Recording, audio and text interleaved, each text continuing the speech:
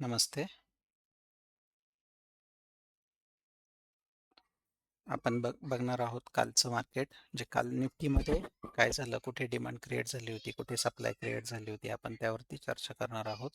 कालच्या मार्केटमध्ये जर बघितलं तर लक्षात येतं ही डेलीची कॅन्डल आहे. डेलीच्या कॅन्डलवरती मार्केट 24,537 इथे ओपन झालं आहे आणि वरती 24,571ला इथं आपण क्लोज झालेलं आपण बघतोय. आता ओपन कुठे झालं, क्लोज कुठे झालं हा विषय महत्त्वाचा नसून ओपन झाल्यानंतर मार्केट याच एरियापासून खाली का आलं. महत्त्वाचं काय आहे की इथे एक अनफिल कॅन्डल तयार झालेली होती, बरोबर. आता अनफिल कॅन्डलचा एरिया कुठे आहे, अनफिल कॅन्डल इथे तयार झालेली आहे.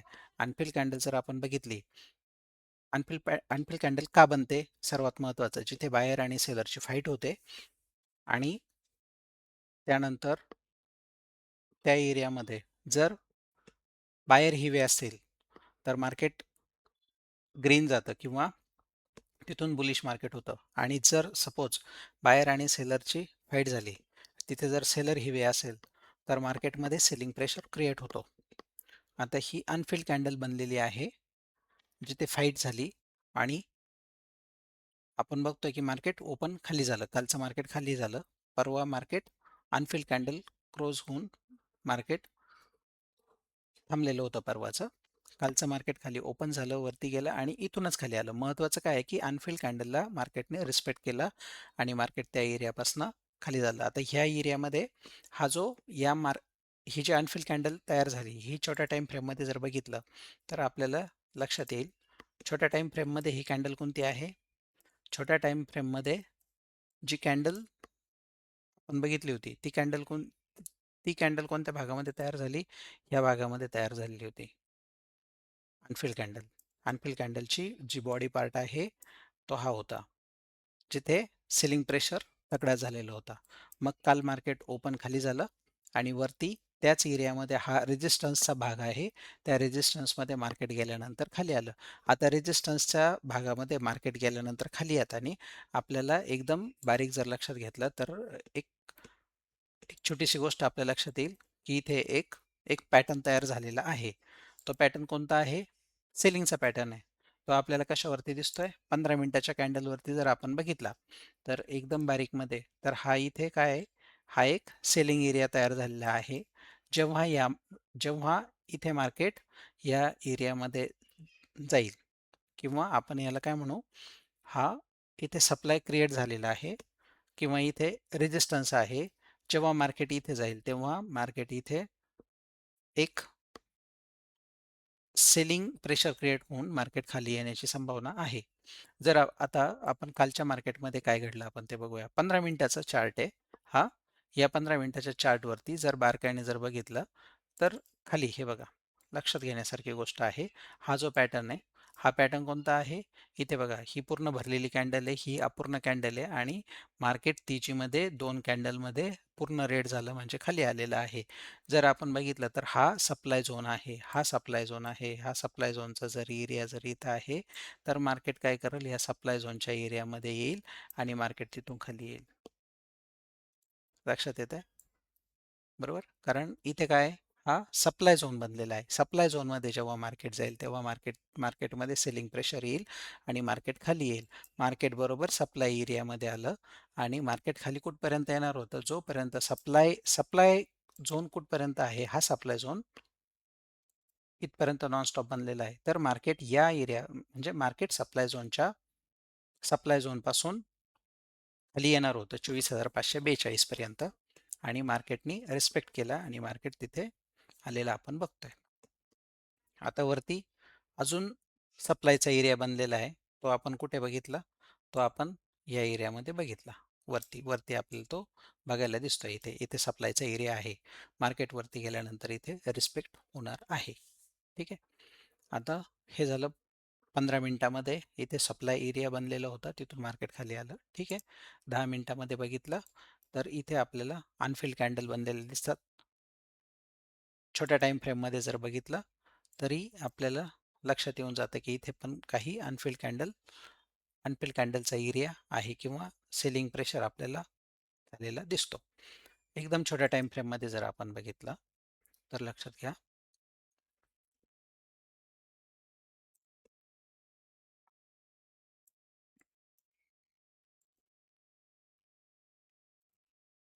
छोट्या टाइम फ्रेममध्ये जर आलो तर लक्षात येईल इथे काय बनलेलं आहे किंवा काय एकदम बारीक बारीक बघितलं आपण. डिमांड आणि सप्लाय झोन जर आपल्याला ओळखता येत असेल तर या गोष्टी आपल्याला एकदम सहजासहजी आपल्याला बघता येतील किंवा आपण त्या ओळखू शकतो. इथे जर बघितलं तर इथे एक पहिली इथे काय ड्रॉप, बोरिंग, ड्रॉप म्हणजे हा सप्लाय एरिया आहे. बरोबर. इथे काय ड्रॉप, बोरिंग, ड्रॉप म्हणजे हा सप्लाय एरिया आहे.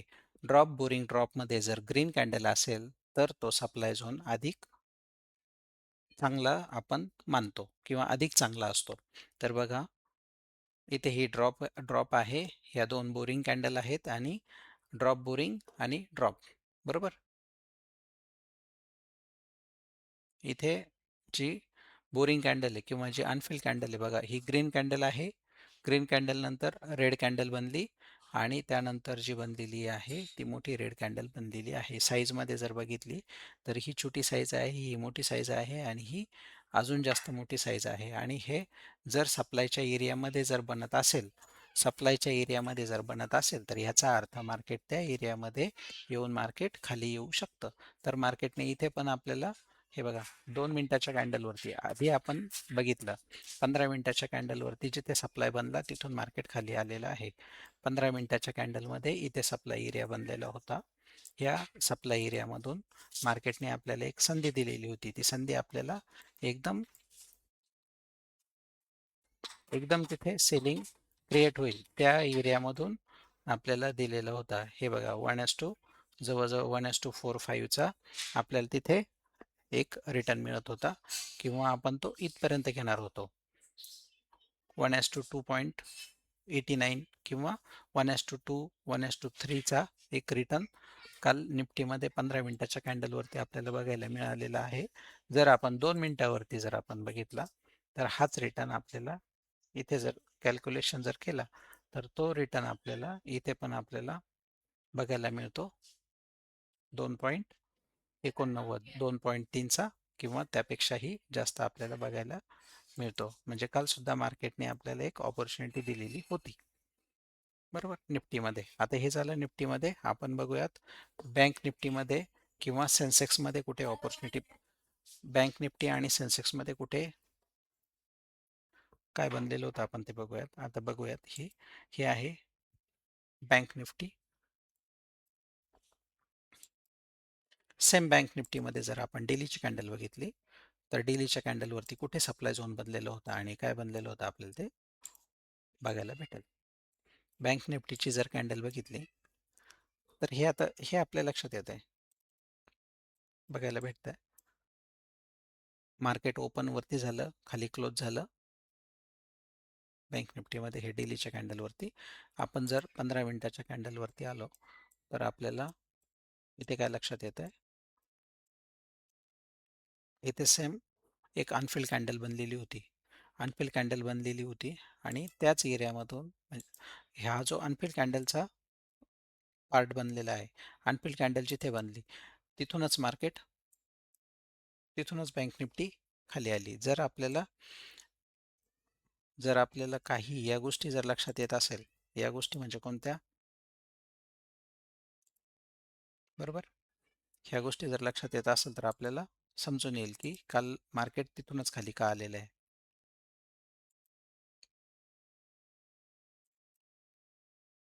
बरोबर. इथे बघा इथे अनफिल कॅन्डल बनलेली होती. 15 मिनिटाला जर बघितलं तर इथे अनफिल कॅन्डल बनलेली आहे. बरोबर. आणि ह्याच अनफिल कॅन्डलच्या एरियामधून बँक निफ्टीने सुद्धा बँक निफ्टीने एक तिथून लो मारलेला आहे. छोट्या टाइम फ्रेममध्ये जर आपण बघितलं तर आता अधिक स्पष्ट होऊन जातं की काय झालं मार्केटमध्ये. ठीक आहे. आपण 5 मिनिटाच्या टाइम फ्रेममध्ये आल्यानंतर हे बघा 5 मिनिटाच्या टाइम फ्रेममध्ये आपण आलोय. 5 मिनिटाच्या टाइम फ्रेममध्ये आल्यानंतर जो सेलिंग एरिया आहे आपण त्याला मार्क करू. हा सेलिंग एरिया आहे. पण ॲक्च्युअल सेलिंग एरिया हा कुठून पकडायचा होता आपल्याला किंवा जर मार्केट इथे आलं तर लिक्विडिटी घेण्यासाठी कुठे येऊ शकतं. जर मार्केट खालून वरती आलेलं आहे, खालून वरती येत आहे मार्केट थोडासा लक्षात घ्यायचा भाग आहे. जर मार्केट इथून तेजीमध्ये वरती येत आहे तर लिक्विडिटी घेण्यासाठी कुठे येईल? इथे जर सप्लाय बनलेला आहे तर इथे तर येईलच मार्केट, परंतु लिक्विडिटी कुठे असते? लिक्विडिटी असते ह्या सप्लायच्या मेन एरियामध्ये वरती, बरोबर? इथे असते. आता इथे अनफिल्ड कॅन्डल बनलेली आहे. फाईट कुठून झालेली होती मुख्य? इथे अनफिल्ड कॅन्डल बनलेली आहे. याचा अर्थ सेलिंग प्रेशर हा इथून होता. सेलिंग प्रेशर जर इथून बनलेला आहे, बरोबर, सेलिंग प्रेशर जर इथून इथपर्यंत बनलेला होता, ह्या एरियापर्यंत हा सेलिंग बनलेला होता, तर अनफिल्ड कॅन्डल किंवा ज्या ऑर्डर पेंडिंग राहिलेल्या होत्या सप्लायच्या, त्या कुठं राहिलेल्या होत्या? इथे राहिलेल्या होत्या. लक्षात येतं? थोडंसं लवकर समजणार नाही, परंतु ज्या सेलिंग ऑर्डर कुठे होत्या? ह्या कॅन्डलमध्ये. मग जर आपण बघितलं तर बघा, या ही जी कॅन्डल आहे इथे सेलिंग, इथे इथे इथे काय बनलेलं होतं? Pending order. सेलिंगच्या पेंडिंग ऑर्डर इथे होत्या. तर ह्याच मार्केट कुठे गेलं? इथे हाय केलं, राहिलेले पेंडिंग ऑर्डर घेतल्या आणि मार्केट खाली आलं तेजीमध्ये. ठीक आहे. आता लक्षात घ्या, ही अनफिल्ड कॅन्डल बनलेली आहे. अनफिल्ड कॅन्डल बनली. इथे एक अनफिल्ड कॅन्डल आहे. मार्केट वरती गेलं आणि खाली आलं. इथे एक छानसा झोन बनलेला होता, परंतु मार्केटने स्टॉप लॉस केला आणि मार्केट वरती गेलं.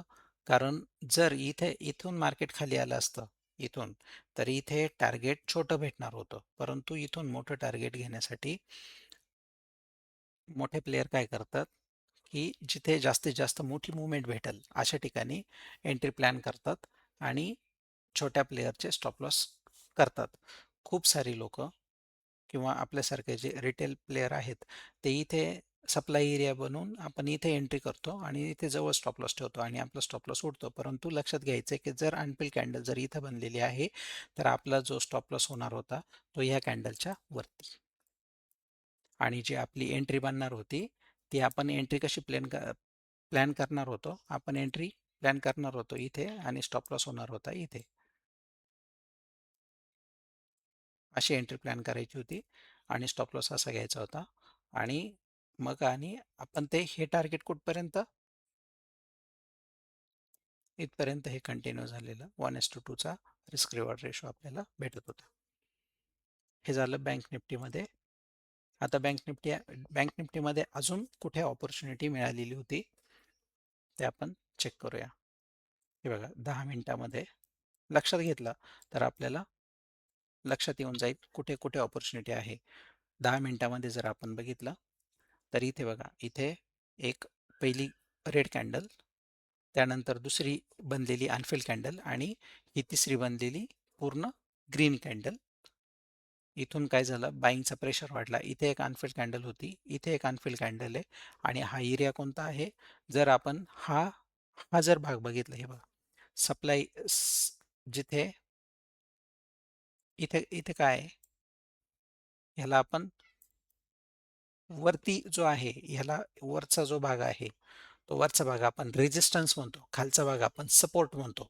सपोर्ट इथे होता, परंतु सपोर्ट आणि रेजिस्टन्स आणि सप्लाय आणि डिमांड यामध्ये छोटासा, यामध्ये जो डिफरन्स आहे तो काय आहे? सपोर्ट आपल्याला पूर्ण भाग दाखवतो. हा सपोर्ट आहे पूर्ण. इथून 57,753 इथून तर 57,638 हा आपल्याला सपोर्ट एरिया दाखवतो. बरोबर? आणि डिमांड एरिया आपल्याला काय दाखवतो? डिमांड एरिया आपल्याला ॲक्युरेट दाखवतो, की आपल्याला एंट्री कुठे भेटू शकते. स्टॉप लॉस किती घ्यायचा? डिमांड एरिया आपल्याला ॲक्युरेट दाखवतो, की एंट्री कुठे घ्यायची. सपोर्ट एरिया आपल्याला फक्त भाग दाखवतो, की या एरियामध्ये हा जो मोठा आहे, इथून इथपर्यंत बनलेला आहे ना, हा सपोर्ट आहे. हा पूर्ण सपोर्ट एरिया आहे. इथून मार्केट वरती जाऊ शकतं किंवा वरून जर मार्केट आलं तर सपोर्ट घेईल आणि मार्केट वरती जाईल. हे आपल्याला सपोर्ट दाखवतो. रेजिस्टन्स पण असंच दाखवतो. पण जर डिमांड आणि सप्लाय झोन बघितला तर इथे डिमांड कुठे आहे? इथे डिमांड आहे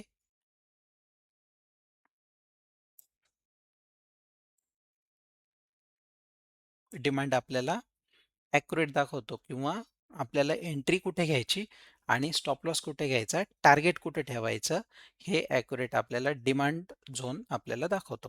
तर इथे जर बघितलं तर आपल्या लक्षात येईल, इथे बघा, इथे एक ड्रॉप, इथे बोरिंग आणि रॅली, ड्रॉप बोरिंग रॅलीचा पॅटर्न बनलेला आहे.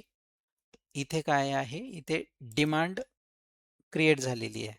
जर डिमांड क्रिएट होत असेल, सपोर्ट पण आणि डिमांड पण एकाच वेळेस जर क्रिएट होत असेल, तर मार्केट या डिमांडला रिस्पेक्ट करणार आहे आणि वरती जाणार आहे. आता आपण थोडंसं लक्षात घ्यायचं आहे.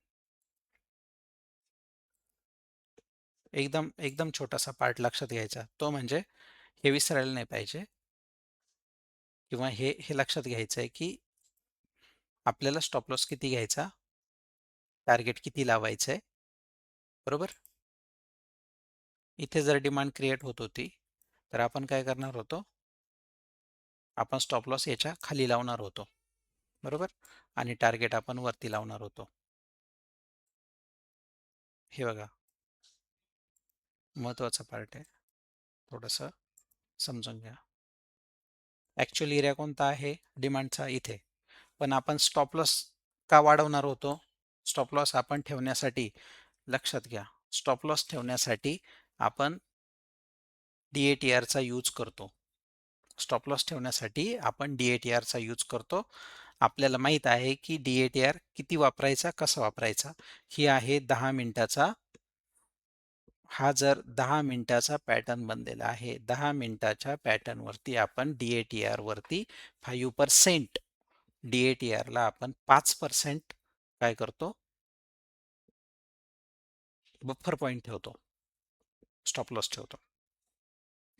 मग जर आपण ही कॅन्डल, छोटी कॅन्डल बघितली, तर ही छोटी जी अनफिल्ड कॅन्डल बनलेली आहे, या अनफिल्ड कॅन्डलचा लो आपल्याला बघायला भेटतो 57,703 आणि DATR जर आपण बघितला तर 672. या कॅन्डलचा DATR आहे 672. 672च्या 5% 35 होतात.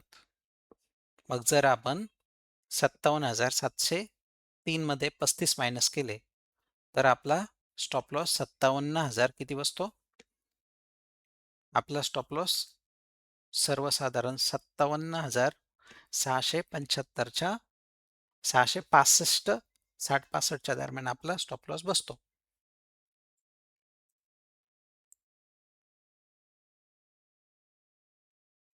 याचा अर्थ आपला स्टॉप लॉस इथे कुठे ठेवायचा होता, थोडासा खाली ठेवायचा होता आणि टार्गेट आपल्याला वरती लावायचं होतं.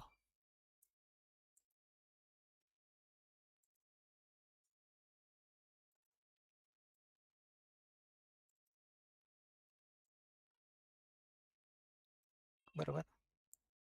आणि 1:2चं टार्गेट आपल्याला इझी मिळालेलं होतं. सेम हीच गोष्ट आपल्याला लक्षात आली पाहिजे, आपल्याला कुठे काय करायचं आहे. हे बघा, लो इथे पण शॉर्ट आहे. हे 5 मिनिटाच्या कॅन्डलमध्ये इथे काय होत होता, इथे जर सप्लाय एरिया आहे तर आपण एंट्री कुठे प्लॅन करणार होतो, इथे, आणि स्टॉप लॉस आपण वरती का ठेवायचा आहे, तर त्यासाठी आपल्याला यूज करायचा आहे खाली DATRचा. DATRचा यूज आपल्याला माहीत आहे की कसा करायचा आहे. DATRचा यूज करून आपला स्टॉप लॉस होत होता इथे वरती आणि आपल्याला टार्गेट भेटत होतं खाली, बरोबर. हे लक्षात घ्या.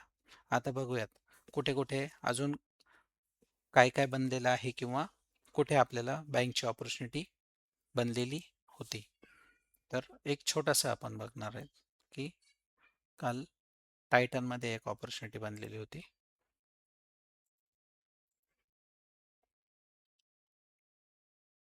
टायटनचा स्टॉक बघूया.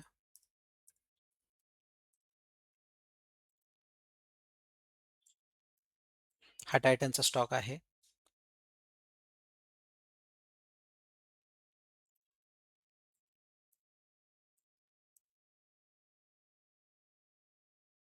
टायटनच्या स्टॉक्समध्ये ही एक मोठी कॅन्डल बनलेली आहे. ओपन आणि लो जर सेम असेल तर मार्केटमध्ये तिथे काय असतात, काही पेंडिंग ऑर्डर बनलेले असतात. म्हणून मार्केट वरून पेंडिंग ऑर्डर घेण्यासाठी तिथे आलं आणि वरती क्लोज झालं. छोट्या टाइम फ्रेमवरती जर आपण बघितलं, 15 मिनिटाच्या टाइम फ्रेमवरती किंवा 10 मिनिटाच्या टाइम फ्रेमवरती जर बघितलं, तर ही एक बाईंग ऑपॉर्च्युनिटी इथे बनलेली होती. स्टॉप लॉस किती ठेवायचा आहे, काय ठेवायचं आहे आपल्याला माहित आहे, बरोबर. आपला स्टॉप लॉस थोडासा बफर पॉईंट ठेवायचा आहे. तो खाली येत होता आणि इथून टार्गेट आपल्याला चांगलं भेटत होतं.